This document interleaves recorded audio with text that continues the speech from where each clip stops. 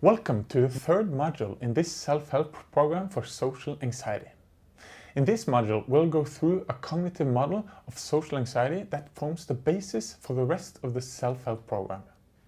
This understanding was developed by the psychologists Adrian Wells and David Clark and is the result of many decades of research on the causes of social anxiety. These two psychologists took the research and made a model that summarizes a lot of relevant processes.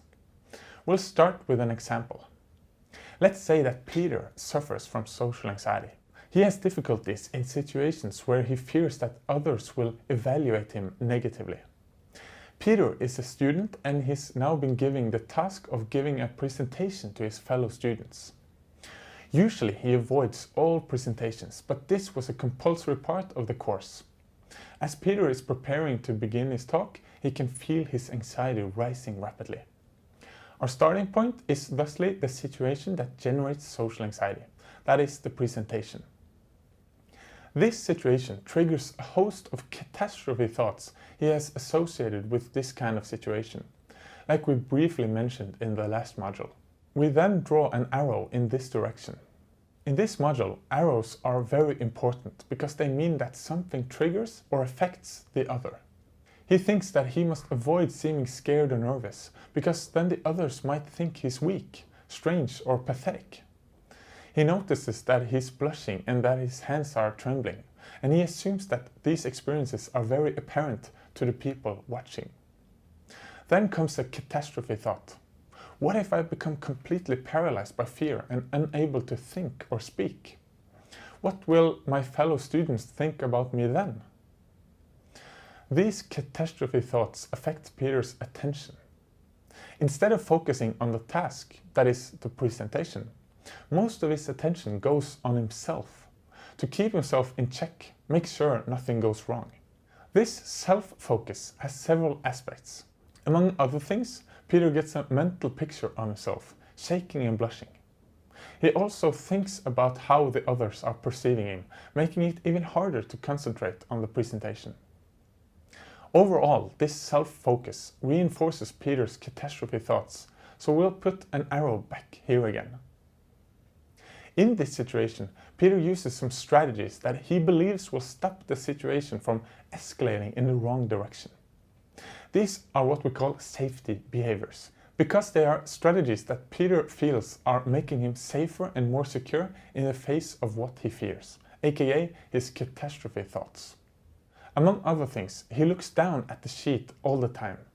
He holds the sheet very tightly in his hands to avoid shaking.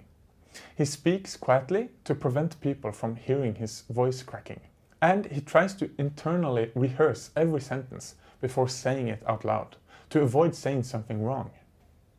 In addition, Peter focuses on not losing control. That is, he's trying to push away his fear mentally. Unfortunately, these safety behaviors reinforce Peter's self-focus because they block other information sources, like a friendly smile in the audience or the fact that people don't seem to pay that much attention to the presentation. Peter can't see this because he's always looking down and concentrating on himself. Therefore, we must also draw an arrow from the safety behaviors to self-focus. We'll also set up an arrow from Peter's catastrophe thoughts to bodily and cognitive anxiety symptoms in this situation, which is characterized by a very fast and hard pulse, sweating, tremor, blushing, difficulty with attention and difficulty finding words. These symptoms are triggered by the catastrophes Peter envisions.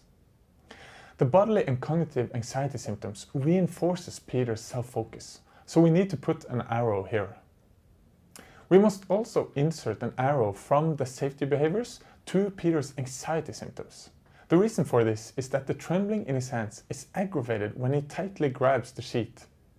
As he tries to avoid showing his tremor by tightly holding his paper, i.e. a safety behavior, it activates his muscles that gradually begin to tremble because of fatigue.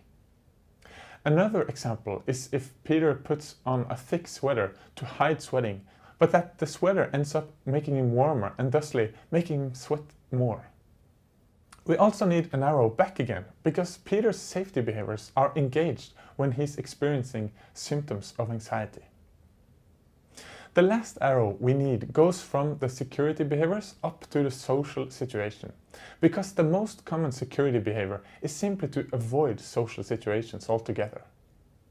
Another example is when Peter's social situation is influenced by his safety behaviors, like if someone asks him to speak up due to his safety behavior of talking very quietly, to hide a cracking voice. We can also set this up in a time dimension. If you've had social anxiety, you're most likely aware of what we call anticipatory anxiety. That is anxiety that arises before you're in a social situation that you fear. In Peter's case, we can assume that he's been dreading this presentation for a long time. At the other end, we have what happens after Peter's presentation. If Peter feels that the presentation went awful and that he has done something wrong or bad, it's very likely that he'll engage in what we call post-event rumination, meaning that the experience is repeated in his head over and over with the unpleasant feelings lingering on. This is the cognitive module that psychologists use when helping people with social anxiety. With this model, we can see a number of problem areas, like the unrealistic standard, which one evaluates oneself in the social situation, and the fear that others will see that you're anxious.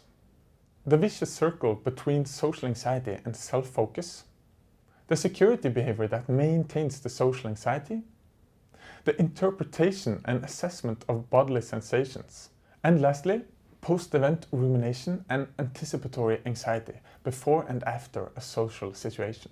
The rest of this program revolves around this module of social anxiety.